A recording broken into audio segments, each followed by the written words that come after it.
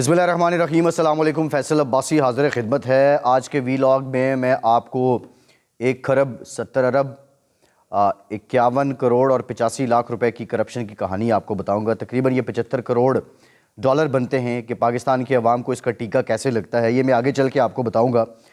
लेकिन उससे पहले जो इम्पोर्टेंट बात है वो पाकिस्तान के सोशल मीडिया पे जो टॉप ट्रेंड है वो कासिम अली शाह हैं।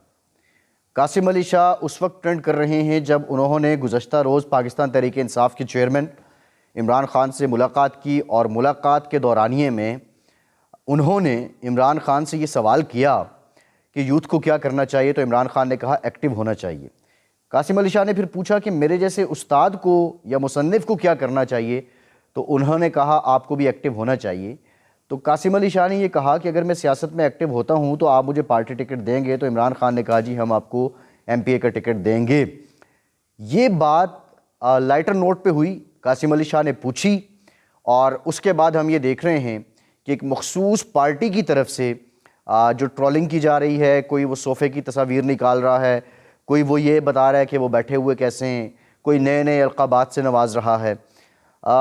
ये कहानी जो आज मैं आपको बताने जा रहा हूँ कि इसके बैक पे क्या है, क्या वाक़तन कासिम अली शाह सियासत में एंट्री कर रहे हैं, क्या वाकई तौर पे कासिम अली शाह PTI का टिकट लेने में संजीदा हैं, क्या कासिम अली शाह हकीकतन इमरान खान को इकलौता लीडर समझते हैं, क्या कासिम अली शाह सियासत में अब एंट्री देंगे और वो प्लेटफॉर्म PTI का ही होगा।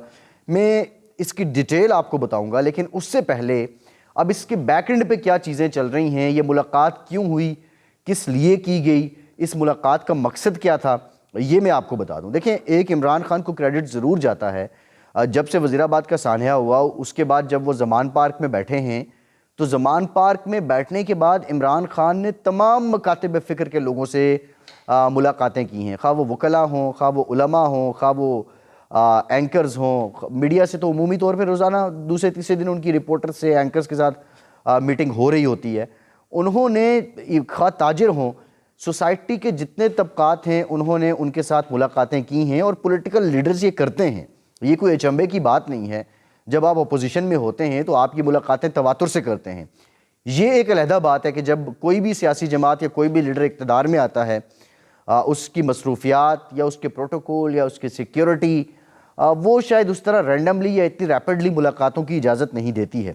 ये जो मुलाकात थी, अब मैं आपको जो बात बताने जा रहा हूँ कि कासिम अली शाह की जो मुलाकात इमरान खान के साथ थी, ये एक पूरी सीरीज़ का हिस्सा है।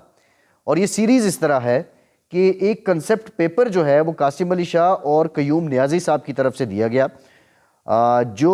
जिसका बुनियादी तौर पे उन्वान है कौमी सियासी बयानिया।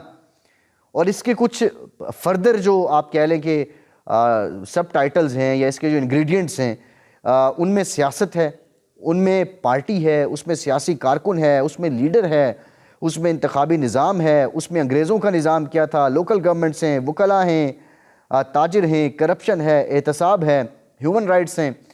ये एक पूरा एक कंसेप्ट है और इस कंसेप्ट को लेके जो कासिम अली शाह हैं वो पिछले कुछ दिनों से इस सिलसिले पर निकल पड़े हैं और उन्होंने मुलाकातें जो हैं वो बाकी सियासी लीडरों से भी करनी हैं। और मेरी जब उनसे बात हुई तो अब 16 तारीख को, 16 जनवरी को सियालकोट में कासिम अली शाह का लेक्चर है, 17 को, फिर 18 को, 17 को नारोवाल, 18 गुजरावाला, 20 गुजरात, 21 झेलम, करते करते और 31 तक ये ननकाना तक मामला जाता है। और जो डिप्टी कमिश्नर हैं, मसलन नारोवाल का जो डिप्टी कमिश्नर है, जो सियालकोट का डिप्टी कमिश्नर है, जो गुजरावाला का डिप्टी कमिश्नर है, उन्होंने बाज़ाब्ता तौर पर अपनी इंतज़ामिया को और जो सरकारी मुलाजमीन हैं उनकी मोटिवेशन के लिए ये हिदायत दी हैं कि इन लेक्चर्स के इनेकाद के लिए आप अरेंजमेंट्स करें। तो सबको पता है कि कासिम अली शाह मोटिवेशनल स्पीकर हैं, वो पहले भी जाते रहे हैं। लेकिन इमरान खान से जो मुलाकात हुई है उसको क्यों उछाला गया? आज तक जो PTI के फॉलोअर्स हैं उसको बहुत अप्रिशिएट कर रहे हैं और PMLN के जो फॉलोअर्स हैं वो क्रिटिसिज्म कर रहे थे कि कासिम अली शाह बैठे ऐसे हैं, उठे ऐसे हैं, बात क्यों कर रहे हैं, देख क्यों रहे हैं, यूँ रोक रहे हैं, यूँ टोक रहे हैं।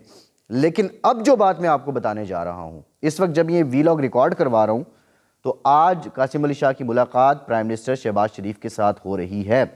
और इस मुलाकात के बाद अब PTI वाले शुरू हो जाएंगे, दिस इज़ वेरी अनफॉर्चुनेट। ये हमारा एक कौमी अलमिया है कि हम बात की तह तक पहुँचे बगैर, हम मोटिव को समझे बगैर لوگوں پہ اس طرح ان کی کردار کشی کرتے ہیں، ٹرولنگ کرتے ہیں۔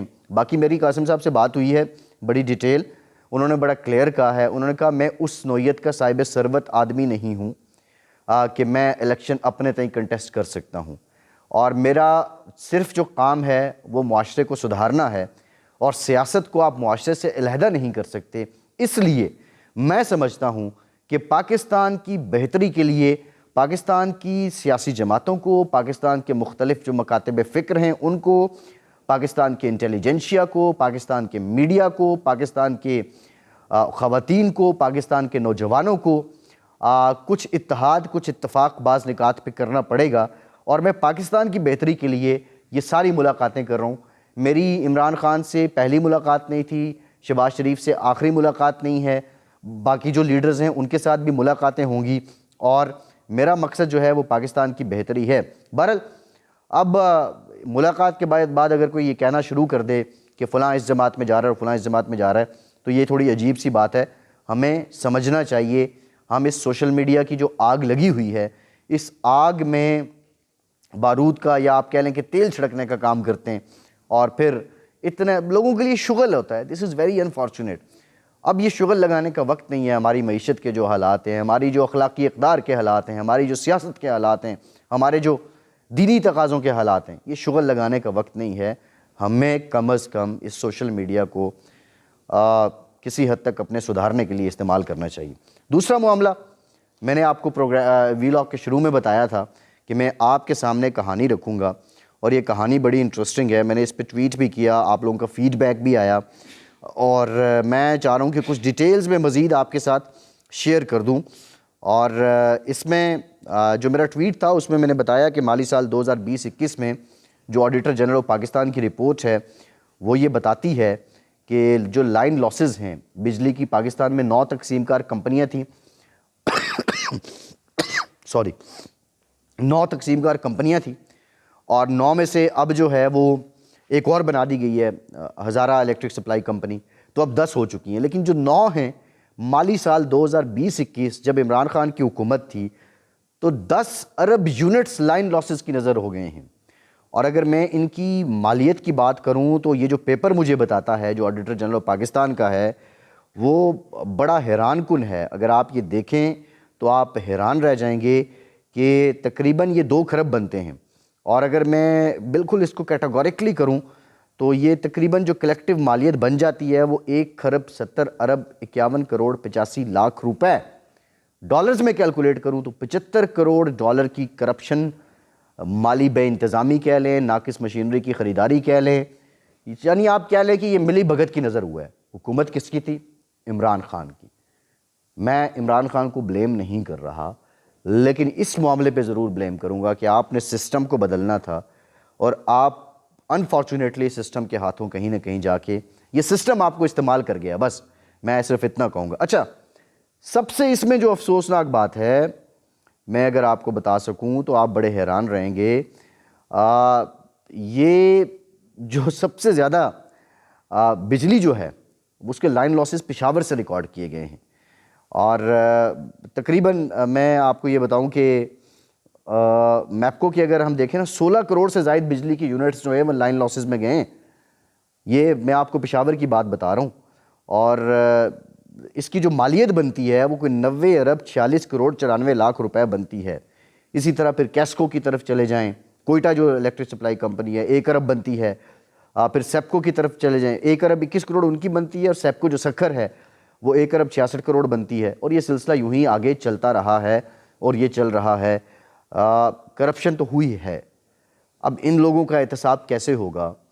75 کروڑ ڈالر اگر سال میں ہم صرف بجلی کے ایک شعبے میں ضائع کرتے ہیں تو ہم نے کیا ترقی کرنی ہے؟ ہم عالمی برادری ہمیں سیلاب کی بحالی کے لیے امداد دے بھی دے، IMF ہمیں پیسے دے بھی دے، لیکن ہمیں تو یہ تو کور ایشوز ہیں جس کے خلاف ہم نے مقابلہ کرنا تھا۔ تو یہ پاکستان کے حالات اس وقت ہو چکے ہیں، اور یہ سوال ضرور بنتا ہے میرا کہ آپ کرپشن ختم کرنے آئے تھے، لیکن آپ کے دور میں یہ کرپشن کیوں ہوئی ہے اور یہ نقصان کیوں ہوا ہے؟ یہ 75 کروڑ ڈالر آپ کی میری جیب میں سے نکل رہے ہیں، یہ ٹیکہ پاکستان کے عوام کو لگا ہے۔ فیصل عباسی کو اجازت دیجیے۔